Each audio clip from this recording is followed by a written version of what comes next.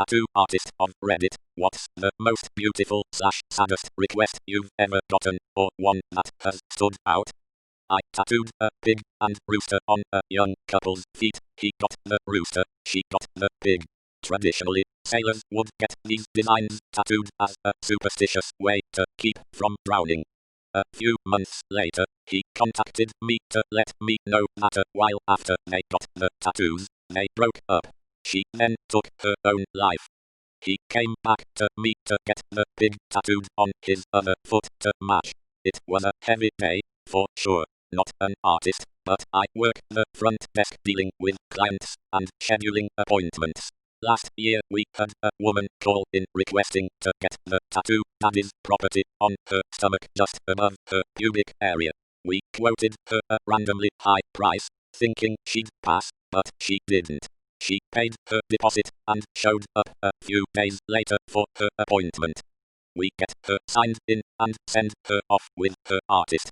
About 20 minutes later, she comes down with tears in her eyes, thanks us for our time, and says she'll call us back to schedule another appointment.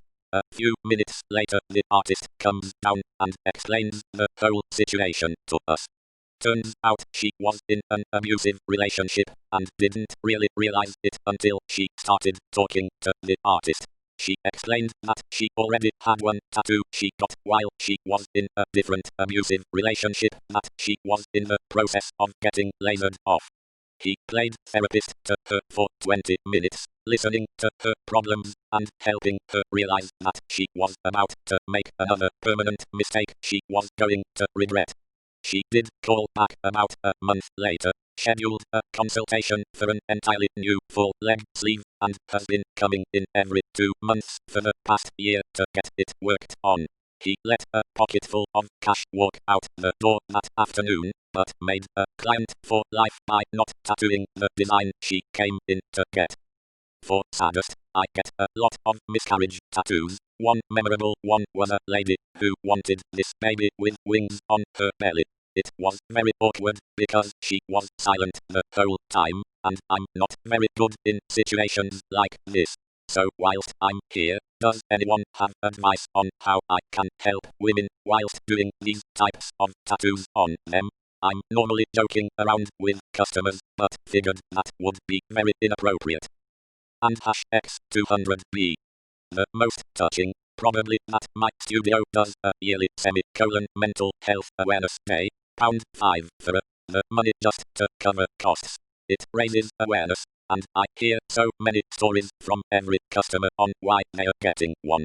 Whether it's to remind themselves of something personal, for a family member, many are mental health nurses. Many people say the tattoo helps them stay strong. I've done most of them over wrist scars. It's so nice to be able to do that for people. And #X200B. Edit. Just remembered another one. A guy ran into the studio one day, sweating and out of breath. He says, "Do you have any purple butterflies?" I say, "Sure, we do all sorts." Turns out he was off to the funeral of a close friend who loved butterflies, and he'd been running to every studio in town trying to get a purple butterfly done before the funeral. When I finished, he was nearly crying from emotions, and before I could say anything gave me a big hug. Feels good to be able to do stuff like that for people. Edit. Thank you so much for all your help, everyone. A lot of people suggested asking about the baby's name. I think I will try that if I feel the person is open to talking. I really try to make it a comfortable experience for all my customers, and strive to have an open environment, and your advice will help. I managed a tattoo shop, and we were about to close when a group of 6 well-dressed people came in. I asked if they came from a wedding. Complete opposite, they were coming from a funeral. All of them got a paper plane tattoo. Most people, this was their first tattoo. They kept getting calls, and 8 more people came, totaling almost 16 people getting tatted, plus guests hanging out.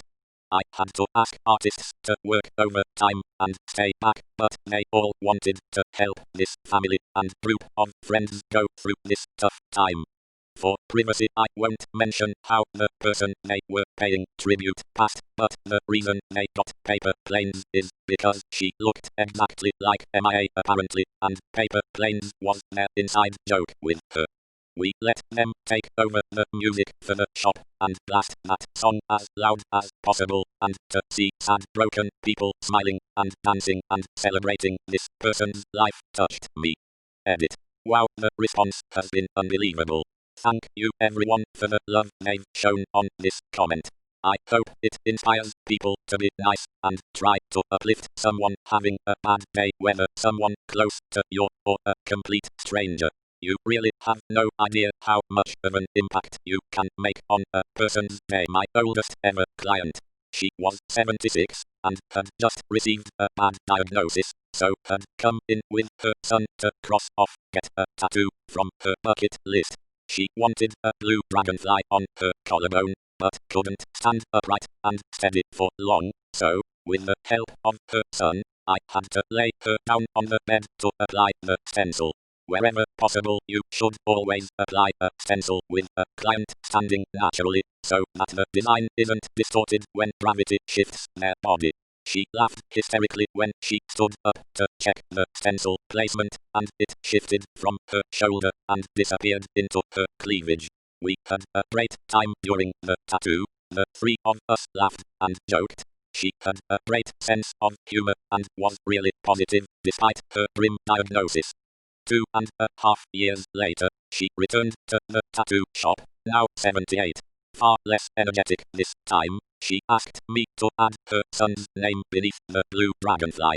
He had suddenly fallen sick and passed away before her